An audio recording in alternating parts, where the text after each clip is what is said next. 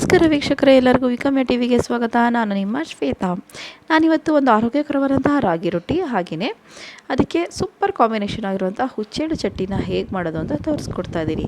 ಈ ವಿಡಿಯೋನ ನೋಡೋಕ್ಕಿಂತ ಮುಂಚೆ ನೀವು ನನ್ನ ಚಾನಲ್ಗೆ ಸಬ್ಸ್ಕ್ರೈಬ್ ಆಗಿಲ್ಲ ಅಂದರೆ ಸಬ್ಸ್ಕ್ರೈಬ್ ಆಗಿ, ಹಾಗೆಯೇ ಬೆಲ್ ಐಕಾನ್ನ ಪ್ರೆಸ್ ಮಾಡಿ. ನಾನು ಯಾವುದೇ ವಿಡಿಯೋನ ಅಪ್ಲೋಡ್ ಮಾಡಿದ ತಕ್ಷಣ ನಿಮಗೆ ನೋಟಿಫಿಕೇಷನ್ ಬರುತ್ತೆ. ಬನ್ನಿ ಇವಾಗ ಹೇಗೆ ಮಾಡೋದು ಅಂತ ನೋಡ್ಕೊಂಡು ಬರೋಣ ಅಲ್ಲ. ಮೊದಲಿಗೆ ನಾನಿಲ್ಲಿ ಸ್ಟವ್ ಮೇಲೆ ಒಂದು ಬಾಣಲೆನ ಇಟ್ಕೊಂಡಿದ್ದೀನಿ. ನೀವು ಒಂದು ದಪ್ಪ ತಳದ ಪಾತ್ರೆನ ಇಟ್ಕೋಬೋದು. ಅದಕ್ಕೆ 2 ಕಪ್ಪಷ್ಟು ನೀರು, 1 ಟೀ ಸ್ಪೂನಷ್ಟು ಸಾಲ್ಟ್, ಹಾಗೆಯೇ 1 ಟೀ ಸ್ಪೂನಷ್ಟು ಎಣ್ಣೆನ ಹಾಕ್ಕೊಳ್ತಾ ಇದ್ದೀನಿ. ನಂತರ ಇದಕ್ಕೆ 1 ಸ್ಪೂನಷ್ಟು ಜೀರಿಗೆನ ಹಾಕ್ಕೊಳ್ತಾ ಇದ್ದೀನಿ.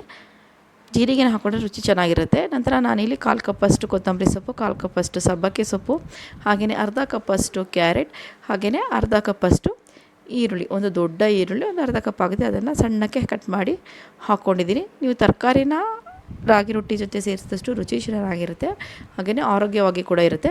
ನಂತರ ನಾನಿಲ್ಲಿ ಒಂದು 1/4 ಕಪ್ಪಷ್ಟು ತೆಂಗಿನಕಾಯಿ ತುರಿನ ಹಾಕಿಬಿಟ್ಟು ನೀರೆಲ್ಲ ಚೆನ್ನಾಗಿ ಬಿಸಿ ಆಗಲಿಕ್ಕೆ ಬಿಟ್ಟಿದ್ದೀನಿ. ನೀರೆಲ್ಲ ಕುದಿ ಬಂದ ನಂತರ ನಾನು ಇದಕ್ಕೆ 1 ಕಪ್ಪಷ್ಟು ರಾಗಿ ಹಿಟ್ಟನ್ನು ಸೇರಿಸ್ತಾ ಇದ್ದೀನಿ. ರಾಗಿ ಹಿಟ್ಟನ್ನು ಸೇರಿಸಿ ನಾನು ಸ್ಟವನ್ನು ಆಫ್ ಮಾಡ್ತಾಯಿದ್ದೀನಿ. ನಂತರ ಇದನ್ನು ಚೆನ್ನಾಗಿ ಮಿಕ್ಸ್ ಮಾಡಿ ಒಂದು ಪ್ಲೇಟನ್ನು ಮುಚ್ಚಿ ಒಂದು 15 ನಿಮಿಷ ಇಡಬೇಕು. ನಾನಿಲ್ಲಿ 2 ಕಪ್ಪು ನೀರಿಗೆ 1 ಕಪ್ಪಷ್ಟು ರಾಗಿ ಹಿಟ್ಟನ್ನು ಹಾಕಿದ್ದೀನಿ. ನಂತರ ಒಂದು 15 ನಿಮಿಷ ಆದಮೇಲೆ ನಾವು ಇದನ್ನು ಒಂದು ಅಗಲವಾಗಿರುವಂತಹ ಪಾತ್ರೆಗೆ ಹಾಕೋಬೇಕು. ಹಾಕ್ಕೊಂಡು ಸ್ವಲ್ಪ ಇದು ಉಗುರು ಬೆಚ್ಚಗೆ ಇರೋ ಆಗಲೇ ನಾವು ಇದನ್ನು ಚೆನ್ನಾಗಿ ನಾದ್ಕೋಬೇಕಾಗತ್ತೆ. ತುಂಬ ತಣ್ಣಗಾದರೆ ನಾದಿದ್ರೆ ರೊಟ್ಟಿ ಚೆನ್ನಾಗಿ ಸಾಫ್ಟಾಗಿ ಬರಲ್ಲ. ಹಾಗಾಗಿ ಸ್ವಲ್ಪ ಬೆಚ್ಚಗಿರುವಾಗಲೇ ನಾದಿ ನಾವು ಈ ಥರ ಚಿಕ್ಕ ಚಿಕ್ಕ ಉಂಡೆಗಳಾಗಿ ಮಾಡಿಬಿಟ್ಟು ಒಂದು ಸೈಡ್ಗೆ ಎತ್ತಿಟ್ಕೊಳ್ಳೋಣ. ನೋಡಿ, ಇಲ್ಲಿ ನಾನು ಈ ಥರ ನಿಮಗೆ ಎಷ್ಟು ಅಗಲ ರೊಟ್ಟಿ ಬೇಕೋ ಅಷ್ಟು ಅಗಲಕ್ಕೆ ನೀವು ಈ ಥರ ಉಂಡೆಗಳನ್ನ ಮಾಡ್ಕೋಬೋದು. ನಾನಿಲ್ಲಿ ಮೀಡಿಯಮ್ ಅಗಲದಲ್ಲಿ ಮಾಡ್ತಾಯಿದ್ದೀನಿ. ನಂತರ ನಾನಿಲ್ಲಿ ಒಂದು ಎಣ್ಣೆ ಸರಿಗಿರೋ ಕವರ್ ಮೇಲೆ ರಾಗಿ ರೊಟ್ಟಿನ ಉಂಡೆ ಮಾಡ್ಕೊಂಡಿರ್ತೀವಲ್ವ, ಆ ಥರ ರೊಟ್ಟಿ ಆಕಾರದಲ್ಲಿ ಹೀಗೆ ರೌಂಡಾಗೆ ತಟ್ಟಬೇಕು. ಕೈಯನ್ನು ಆವಾಗವಾಗ ಸ್ವಲ್ಪ ಎಣ್ಣೆಗೆ ಹೆಚ್ಕೊಳ್ಳೋದ್ರಿಂದ ರಾಗಿ ಹಿಟ್ಟು ನಿಮ್ಮ ಕೈಗೆ ಅಂಟೋದಿಲ್ಲ. ನಾವೇನು ಮಾಡ್ಕೊಂಡಿರ್ತೀವಿ ಅದು ಅಂಟಲ್ಲ.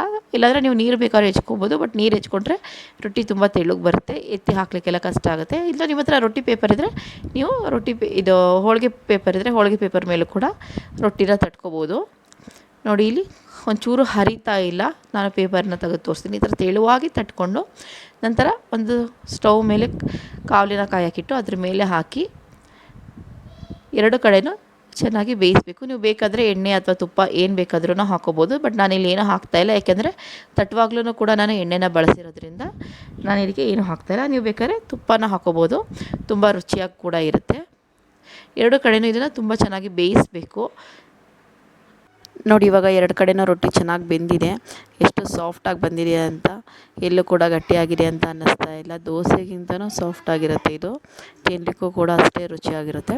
ಹಾಗೆಯೇ ನಾವಿವಾಗ ಇದ್ರ ಜೊತೆಗೆ ಕಾಂಬಿನೇಷನಾಗಿ ಹುಚ್ಚೆಳ್ಳು ಚಟ್ನಿನ ಮಾಡ್ಕೊಂಡಿದ್ದೀವಿ. ಇದು ರಾಗಿ ರೊಟ್ಟಿ, ಜೋಳದ ರೊಟ್ಟಿ ಯಾವುದನ್ನೇ ಮಾಡಿಕೊಂಡ್ರು ತುಂಬ ರುಚಿಯಾಗಿರುತ್ತೆ. ಬನ್ನಿ ಇವಾಗ ಈ ಹುಚ್ಚೆಳ್ಳು ಚಟ್ನಿನ ಮಾಡೋದು ಹೇಗೆ ಅಂತ ನೋಡ್ಕೊಂಡು ಬರೋಣ. ನಾವಿಲ್ಲಿ ಒಂದು ಬಾಣಲೆನ ಇಟ್ಕೊಂಡು ಇದಕ್ಕೆ 3 ಟೇಬಲ್ ಸ್ಪೂನಷ್ಟು ಹುಚ್ಚೆಳ್ಳು ಅಥವಾ ಕೆಲವೊಂದು ಕಡೆ ಗೋರೆಳ್ಳು ಅಂತಲೂ ಕರೀತಾರೆ, ನಿಗಾರ್ ಸೀಡ್ಸ್ ಅಂತ ಕೂಡ ಕರೀತಾರೆ. ಇದನ್ನು ಲೋ ಫ್ಲೇಮಲ್ಲಿ ಚಿಟಪಟ ಅಂತ ಸೌಂಡ್ ಬರೋ ಹಾಗೆ ಒಂದು 3 ರಿಂದ 4 ನಿಮಿಷ ಫ್ರೈ ಮಾಡಿ ಒಂದು ಪ್ಲೇಟಿಗೆ ಎತ್ತಿಟ್ಕೊಳ್ಳೋಣ. ನಂತರದಲ್ಲಿ ನಾನಿಲ್ಲಿ ಒಂದು 6 ಬ್ಯಾಡಗಿ ಮೆಣಸಿನ್ಕಾಯಿ, 2 ಖಾರದ ಮೆಣಸಿನ್ಕಾಯಿ, ಇದನ್ನು ನಿಮಗೆ ಖಾರ ಎಷ್ಟು ಬೇಕೋ ಅಷ್ಟಕ್ಕೆ ನೀವು ಅಡ್ಜಸ್ಟ್ ಮಾಡ್ಕೋಬೋದು. ನಾನಿಲ್ಲಿ ಖಾರ ಸ್ವಲ್ಪ ಕಮ್ಮಿನೇ ಹಾಕ್ಕೊಂಡಿದ್ದೀನಿ.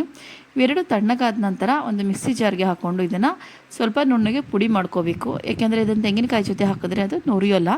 ಹಾಗಾಗಿ ಇದಕ್ಕೆ ಒಂದು 1/4 ಕಪ್ಪಷ್ಟು ತೆಂಗಿನಕಾಯಿ ತುರಿ, ಹಾಗೆಯೇ 1 ಟೇಬಲ್ ಸ್ಪೂನಷ್ಟು ಹುರಿಗಡಲೆ, ಹಾಗೆಯೇ ಸ್ವಲ್ಪ ಕೊತ್ತಂಬರಿ ಸೊಪ್ಪು, 5 ರಿಂದ 6 ಒಂದು ಬೆಳ್ಳುಳ್ಳಿ ಎಸಳನ್ನು ಹಾಕ್ಕೊಳ್ತಾ ಇದ್ದೀನಿ. ನಾನು ಸಿಪ್ಪೆ ಏನು ಬಿಡಿಸಿಲ್ಲ.